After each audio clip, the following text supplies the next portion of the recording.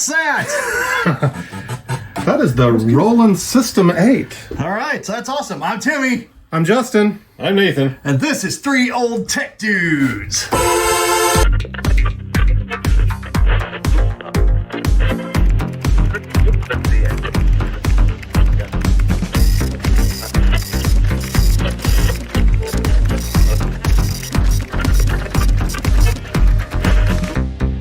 All right, well, tell us about this really cool, very green purchase of yours, Justin. This is a Roland System-8, or the Green Beast. The Green Beast. Everybody loves the green LEDs on the internet. They are cool. I like them too. Yeah, a lot of people complain about them. But Alexa, turn off the office lights. Okay. Oh, yeah. it's pretty. It is pretty. I do not. And if we sit here and don't do anything with it for about 5 minutes, it'll do a little light show for you. Yeah? Little lights dance. Fun. Yeah, it's cool. Alexa, turn on the office lights. It's dark. Okay. My robot does my work for me. So this is a virtual analog synth. Yeah. The reason I Virtual analog, what's that about? well, It recreates, I suppose, analog sounds in a virtual/digital way? it does Okay. essentially. Yes. What was the acronym you used? AS. ADB was Yeah. the That analog, was or ACB, sorry. ACB is ACB, analog yeah. circuit behavior. This, I think, does a couple of those things too. It'll do this plus something else. But it's a plug-out synth, which I love this thing because it's got so many like hands-on control. It's basically 4 synths in one with these plug-outs, which plug-outs are essentially other synths. Okay. So I love the way it works too, because if you go to a synth that doesn't have something, it turns into see, everything's lit up right here, but like if we go, see, it turns off the controls that are not applicable to that synth. Okay, that's really cool. You gotta love that. That's Yeah. So I was going to, we're gonna have to pause here for a moment because I can't remember what. I'll go ahead and stop. Sorry. Repeat that, sir. Okay, so this comes with, of course, you have the System-8 synth, which is what it is. which is, then we have the Jupiter 8.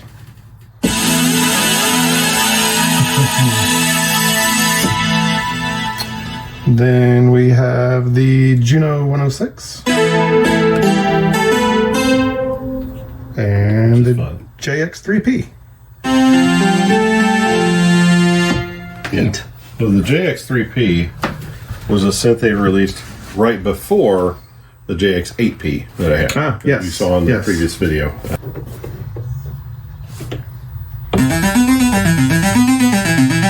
It's like it's assigned a different. Oh, it is assigned a different value for some reason. There we go.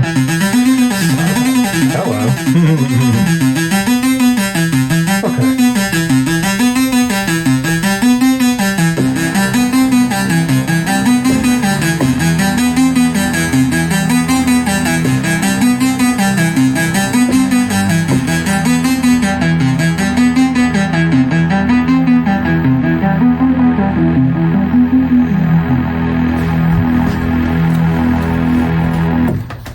Yeah. Very nice. That was cool. I mean, I've always loved the way Roland synths sound. I've thought about these because this is one of the synths that was it still is completely digital, but it gives you hands-on control. So if you look Right. back at the JX8 where it had like VCO1, VCO2, VCO1, VCO2 mix, you can mixture, filter, amps. It's just laid out to where instead of menu diving, because 80s and menus were cool, Right. this gives you the real hands-on, more like an original Jupiter 8 that had all the hands-on controls. Right. So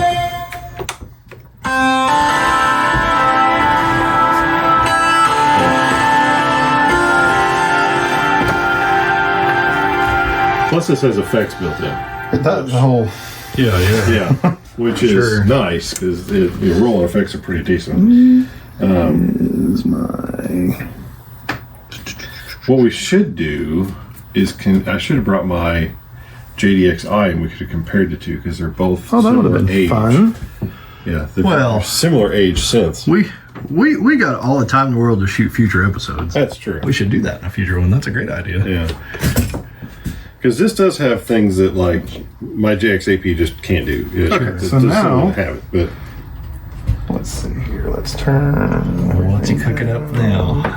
So this is extremely easy to program because this is basically what you're starting out with as a sound. yeah. So we've got the LFO over here. You're awesome.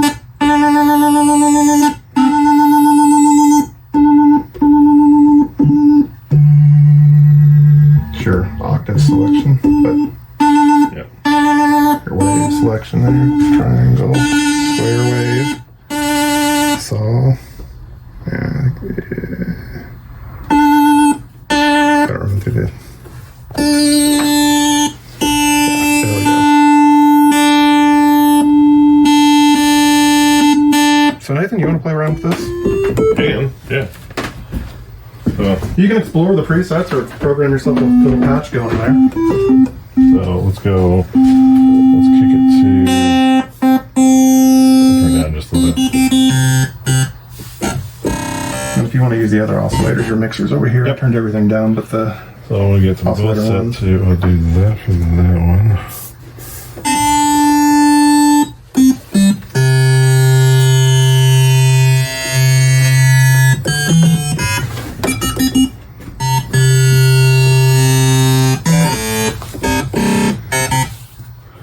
So we'll go with oscillator 2s, run an LFO.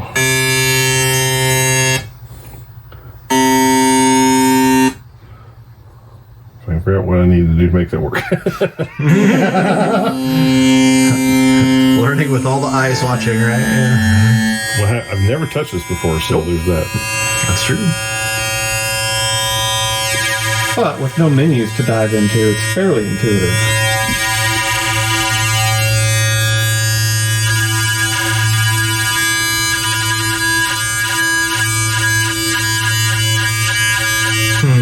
Yeah, so that rate does affect that.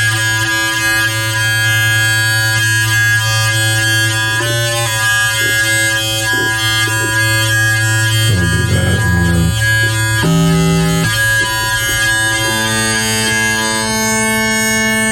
so let's get that off of that and go. There we go. There we go to the filter.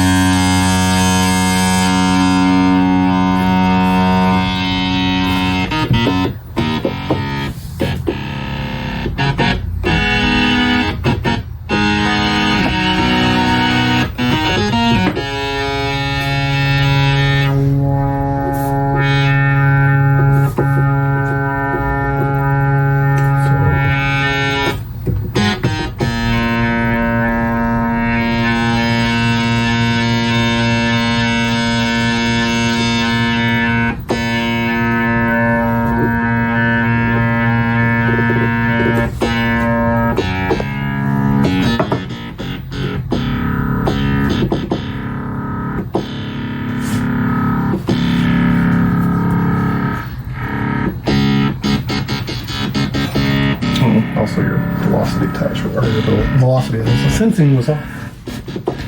Yeah, well, I'm going with the concept of more really bass sound seems like right now. I'm still trying to play around with this. So, but there could be variation. It seems weird. So, I'm gonna go sub oscillator too. That's kind of cool. We'll do.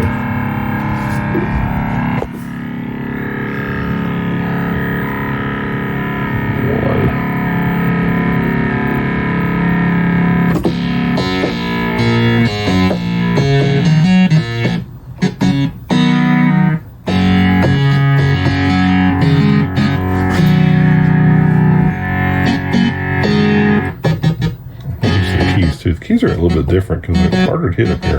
Yeah. And they're not weighted at all. It's just kind of a way to go weighted at all.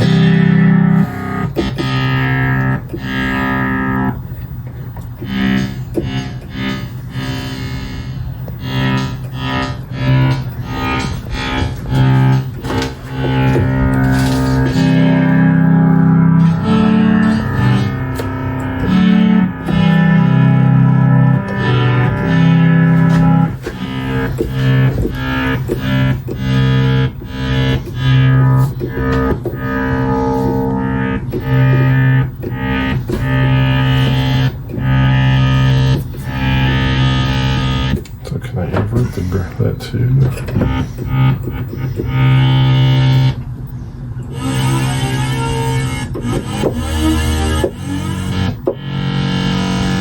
that's fine.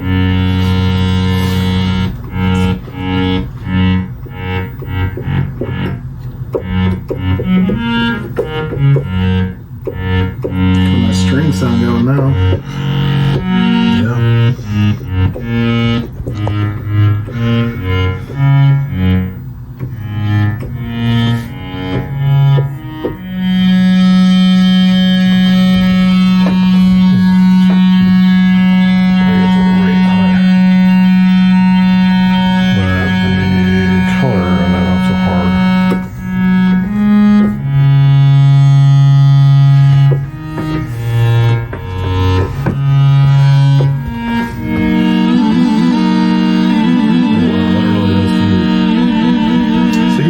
How sensitive that is with these sliders. They'll be like, that's doing a lot more than it should.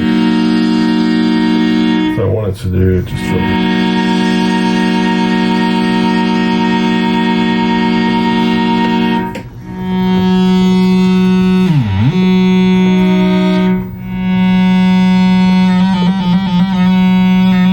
always because it. That's why.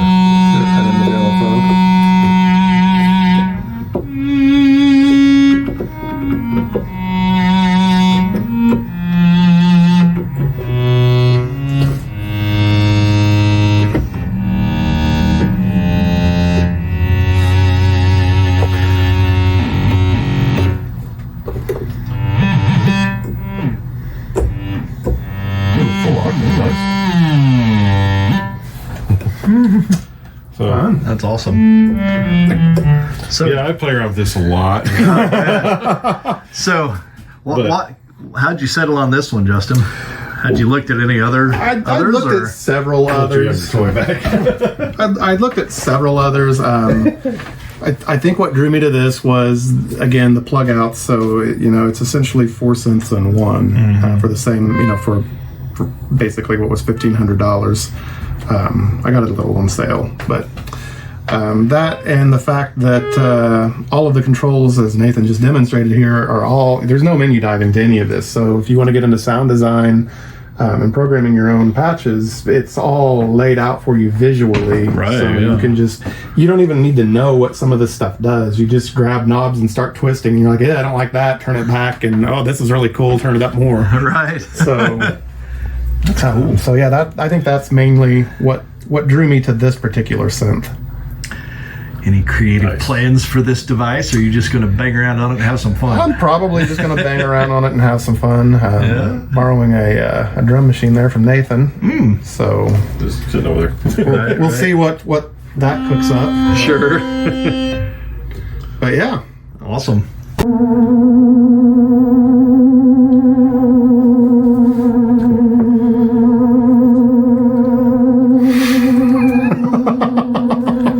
Scared. very like 50s sci-fi sounding. Yeah. Sounded mildly theremin-like, but not really. Kind of does. It had a similar sound. It wasn't the same. The theremin is actually an extremely simple instrument. It is. An oscillator. One of us should own one. Do you own one of those? I do not. I've thought about making one, but because you can make them well. So this doesn't have it, but the series of synths that came out before this one, they kind of did away with it at this point here. And my actual little JDXi doesn't have it either. But my FA08, for example, has that optic sensor that for volume pitch, and you can do that essentially. Just like a theremin, just do the arm thing near the. Oh yeah, you can definitely do that with that. Theremin has an X and Y position, but it's not. Yeah, that's true.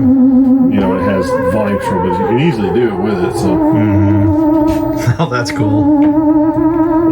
I don't know how to play that song. I was completely just guessing. There's enough there that I'm like, ooh, Star Trek.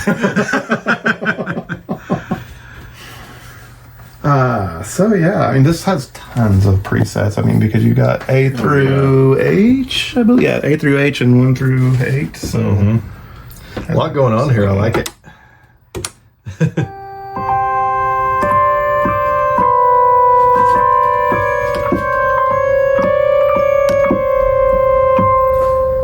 these are especially good at making kind of creepy, like Oh yeah, horror movie sounds. horror movie sounds. And I think that's actually maybe partly because that's just where I've recognized them from, because which I really enjoy, like late 70s, early 80s, well, all the way through 90s, really, horror movies like Friday the 13th, Nightmare on Elm Street, all of those. A lot of those use synthesizers because using even several synths to compile. I mean, John Carpenter, was kind of the king of that. But it was a lot cheaper than an entire orchestra and scoring a movie that way. Absolutely. I think he just liked messing with them too, frankly. There's a great video out there on him making like the stuff for like Escape from New York, for example. It was him, and I wish I remember the other guy's name. He's a real neat guy, though. It was one of those funny, like wild stories and what they did to make that work. Right. Yeah. And then when have you seen the video of them making of Stranger Things sounds? I mean, a little bit, yeah. I watched a little bit of it, and they used some really obscure synthesizers. They really did. And what's funny is there was actually some very credible channels on YouTube that reference like the Juno being used on that, and they're like, "Yeah, we don't even own a Juno." They could have done it with that. They could have done some of it with that, but they did. They did not. No. And the sound that I did before, where I cheated and it's not doing it now because I think anyway. Oh, I know why. Yeah, that. So, everybody says that that's an arpeggiator, but it's not. Yeah, he hand played. Yeah. Which there's just no need for. Right. Well, it's it's whatever you want to do, but it's I love the sound. Well, there was a need for it on what he was creating it on because you had to. Oh yeah. But I do find it kind of amusing that there are some very credible channels out there that make that claim, and I think someone made that claim before they really knew exactly. That could be. Yeah. I know there's like Reverb did a thing on that, and they thought it was using a Juno. I think that was one of the videos that I... Yeah, and the guy honestly did say, he's like, I think they're using a Juno, but no, like no one had told anyone yet. Right. And I've seen, like, they used a lot of modular synths and things like that, which are monophonic. Yeah. And then stacked a bunch of them together. And then they used... if I was better at this, I would do Kids, because that's actually my favorite piece from the Stranger Things franchise. Yeah. It's my ringtone. Of course it is. That's fine. That's fine. It's like I love the way that synths can be used for so many different things, and sound design is certainly a fun one. And the guys who did Stranger Things use that music a lot like John Carpenter did back in the 80s with a lot of the horror flicks, where the music really brought the feel of the movie alive. And they did that with that, and it was amazingly so too. And it's really neat. But that's why I like, Roland is one of my favorite brand of synthesizer for this kind of reason. Well, because you can really play around with this stuff, and they still make synths like this, even though it's a fully digital synth. It acts like an analog synthesizer in so many ways, and it gives you. Just a direct hands-on everything. I really like the way this one's laid out too. It's just it'd be a fun synth to play around with. Yeah, I enjoy it. Yeah. I mean, I'm not as experienced as you, so I just basically get around here and hammer on it. But it's still fun. But that's where you have fun with this. If you don't have fun with your keyboards, then you're doing something wrong. Right. Yeah, because they're meant to have fun with. I mean, they're not meant to just sit there and be like... This has some awesome... It does awesome bass, too. I mean, there's some patches on here that I probably can't find right now. Put you on the spot. There you go.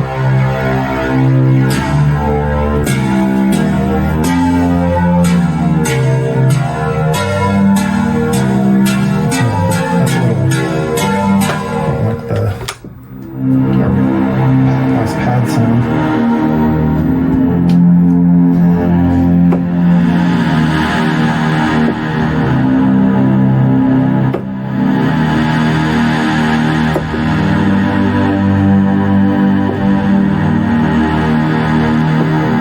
Very sinister sounding. Oh yeah, well, at least you had here.